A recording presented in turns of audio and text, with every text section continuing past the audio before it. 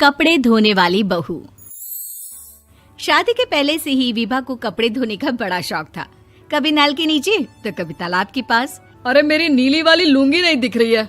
विभा की अम्मा, कहाँ रखी है लुंगी? अरे वो तो विभा ने परसों ही धोकर रखी थी आपकी अलमारी में, देखो वहीं होगी।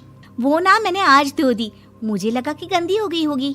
अरे कैसे गंदी हो गई थी? उसे तो मैंने पहना भी नहीं। हे भगवान, इस लड़की के कपड़े धोने की आदत से परेशान हो गया हूँ मैं। जितना तो घर में राशन नहीं आता, उससे कहीं ज्यादा डिटर्जेंट पाउडर का खर्चा है। इसकी शादी करवा दो, शादी जाए अपने घर में ही करे काम, फिर चाहे घर के कपड़े धोने हो या पूरे गांव के। हाँ ठीक बोल रही हूँ, देखता हूँ मैं कोई लड़का। वो दिन भी आ जाता है जब विभा को देखने लड़के वाले आ जाते हैं। लड़की मुझे अच्छी लगी। होने वाली सास कहती है, बेटी अगर कुछ पूछना है तो पूछ लो। वैसे तो हमारी लड़की बहुत ही शर्मीली है, जो बोल दो वो मान लेती है, इसे क्या पूछना होगा। अरे कैसी बात कर रही हो माँ, मुझे इन लोगों के घर रहना है, सवाल तो कई है। हाँ हाँ बेटा, पूछ लो ना, क्या पूछना है।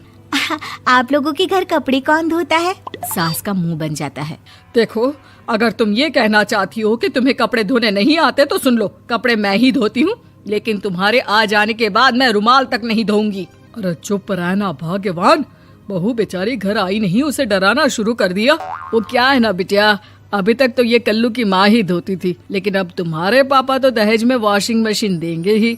तभी विभा की माँ बोल पड़ती है, सवाल भी पूछा तो क्या। वैसे भाई साहब, मशीन की तो फिर भी कपड़े धोने की कैपेसिटी होती है। मतलब जो बिटिया दे रहे हैं ना विभा, इसे कपड़े धोने का बहुत शौक है। ये आप लोगों के क्या, आस पड़ोस गांव मोहल्ले सबके कपड़े धो दे और उफ तक ना करे।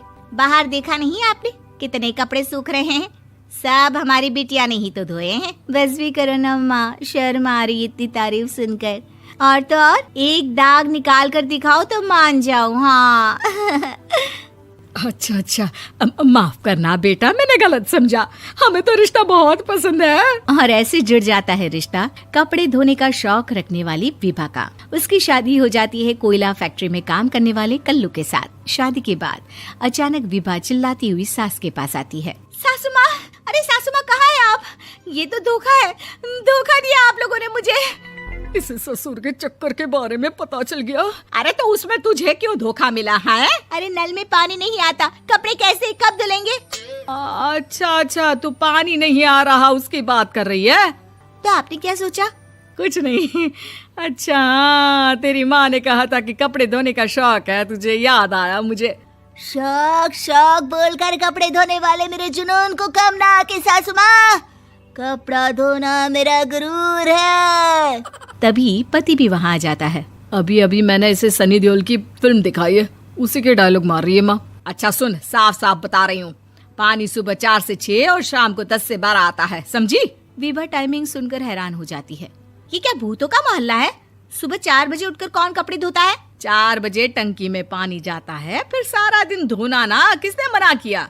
अरे कैसी बात कर रही हैं? 200 लीटर की टंकी में कितने कपड़े धो लूंगी मैं? सुबह ही उठ जाऊंगी मैं। अब क्या था, विभा सुबह 4 से लेकर रात के 12 बजे तक कपड़े ही धोती रहती। एक रोज सास पड़ोस से निकलकर कहीं जा रही होती है कि साथ वाली कहती है, हाँ कल्लू की माँ, जरा ये बताओ कि 2 साड़ी है, 2 ब्लाउज और एक पेटीकोट और एक नाड़े वाला लंबा कच्छा। हाँ तो? अरे तो क्या, कितना लोगी धुलाई ये बताओ। धोबन दिख रहे हैं हम क्या? हमारे पति सरकारी नौकरी से अभी रिटायर हुए हैं और बेटा सुपरवाइजर है कोयला फैक्ट्री में। धोबन समझ रखा है हमें? हाय रे कल्लू की अम्मा, माफ कर दो, वो तो मोहल्ले में यही सब बता रहे थे कि तुमने बहू को कपड़ा धुलवाने के काम में लगा दिया है। सास को पड़ोसन की बात सुनकर गुस्सा आ जाता है। वो घर पहुंचती है जहां घर के बाहर ही इतने सारे कपड़े सूख रहे होते हैं जितने कि किसी धोबन के घर पर। अरे ओ कल्लू की दुल्हन, बाहर निकल। माँ जी यहीं आ जाओ, बाथरूम में चादर धो रहे हैं हम। अरे अभी हम धोते हैं, तुमको बाहर निकलो। ये आस पड़ोस वाले बोल रहे हैं कि हम बहू से कपड़े धुलवा कर उसे कपड़ा धोने वाली बना दिए हैं। अरे छोड़ो ना माँ जी, किन लोगों की बातों में आती हो? आस पास के लोगों का तो काम ही होता है कि वो किसी तरह सास बहू को लड़ा दे। बहू सारे घर के कपड़े धोती है, ये क्या कम है? बोलिए।